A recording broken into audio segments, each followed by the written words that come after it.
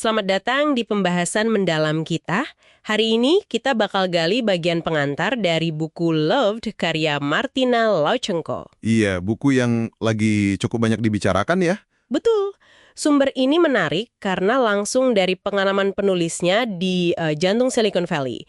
Plus ada studi kasus yang tajam banget, Pocket versus Instapaper. Nah, itu yang bikin penasaran. Misi kita kali ini, membedah kenapa sih produk marketing itu bukan sekedar polesan akhir, tapi lebih ke mesin strategis buat menang di pasar, bahkan walau sumber daya terbatas. Gimana? Siap? Siap. Pengalaman penulis di Netscape itu memang jadi titik awal yang menarik ya. Dia ngerasain langsung gimana liarnya kecepatan pasar, Gila ya, zaman itu. dan gimana inovasi itu kadang nggak datang dari rencana yang, super mateng gitu.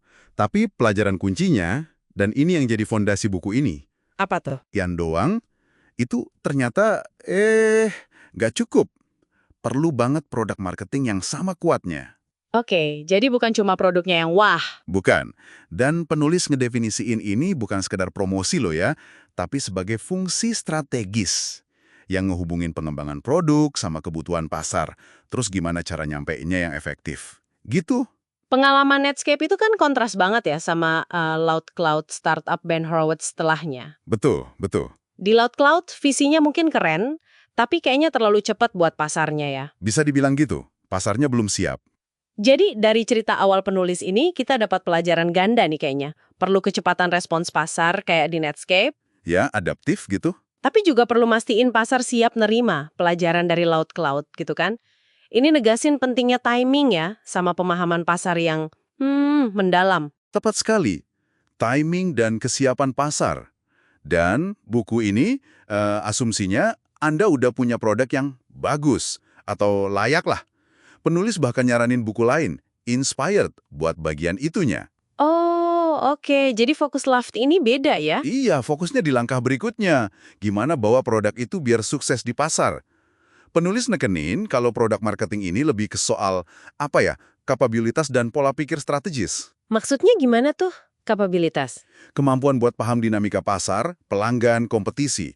Bukan cuma soal jabatan formal produk marketer. Ini lebih ke cara berpikir yang bisa diterapin siapa aja di tim. Nah, ini nyambung ke studi kasus yang seru banget tadi. Read It Later, yang jadi Pocket lawan Instapaper. Iya, ini klasik nih.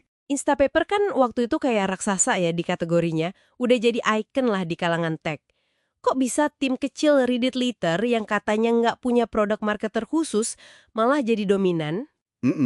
Rahasianya cuma di pola pikir produk marketing itu? Kayaknya kok simpel banget ya kalau cuma itu. Pertanyaan bagus. Ya, tentu bukan sulap ya. Kuncinya itu gimana tim Read It Later menerapkan pola pikir itu secara strategis. Oke, gimana caranya? Bukan cuma nambah fitur, tapi cara mereka ngebentuk ulang kompetisi dan cara komunikasinya. Ada beberapa langkah cerdas nih. Pertama, mereka pakai data perilaku pengguna secara publik. Oh ya, contohnya?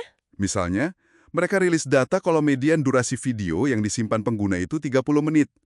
Ini kan secara halus nunjukin keunggulan mereka soal nyimpen video, sesuatu yang Instapaper nggak bisa waktu itu. Ah, jadi nggak langsung nyerang ya? Nggak sama sekali. Cuma nunjukin nilai dalam konteks penggunaan nyata. Cerdas kan? Iya. Jadi nggak sekedar bilang, kami punya fitur video, tapi lebih ke, gini loh, orang pakai fitur sejenis ini yang secara implisit nguntungin mereka. Terus rebranding jadi Pocket. Itu bukan cuma ganti nama biar keren doang kan? Jauh lebih dari itu. Nama Pocket itu memperluas persepsi pasar. Dari sekedar simpan artikel, jadi simpan apa saja. Ini langkah reposisi yang strategis banget. Bener juga ya? Terus, mereka ubah model bisnis jadi gratis. Sebelumnya kan bayar tuh sekitar $399 kalau nggak salah. Wah, drastis ya. Banget. Ini ngilangin hambatan adopsi secara masif.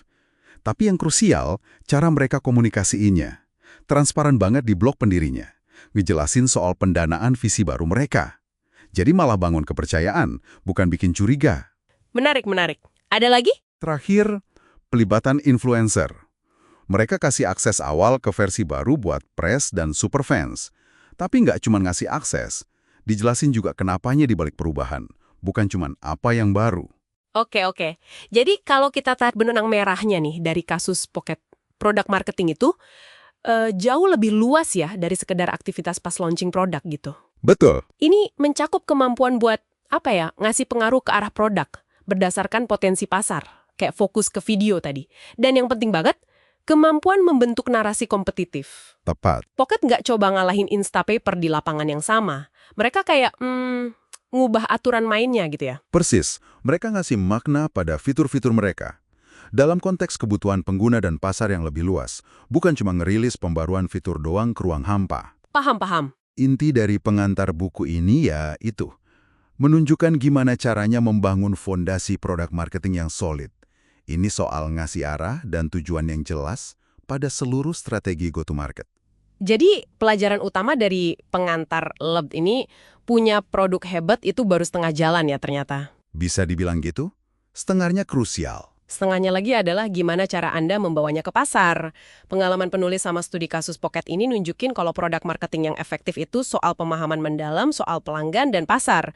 Terus dirangkai jadi cerita yang relevan dan menarik. Benar. Ini fungsi strategis. Bukan cuma tugas tambahan atau kerja anti-marketing doang. Betul banget. Ini soal jadi jembatan antara produk yang Anda buat dan pasar yang mau Anda menangkan. Ya, kisah Pocket itu bukti nyata gimana strategi produk marketing yang cerdas, yang akarnya dari pemahaman pasar, bisa bikin pemain kecil mengubah landscape persaingan secara fundamental. Keren banget sih itu. Pertanyaannya jadi bukan cuma apa yang Anda bangun, tapi mengapa itu penting buat audiens Anda, dan gimana Anda nyeritainnya.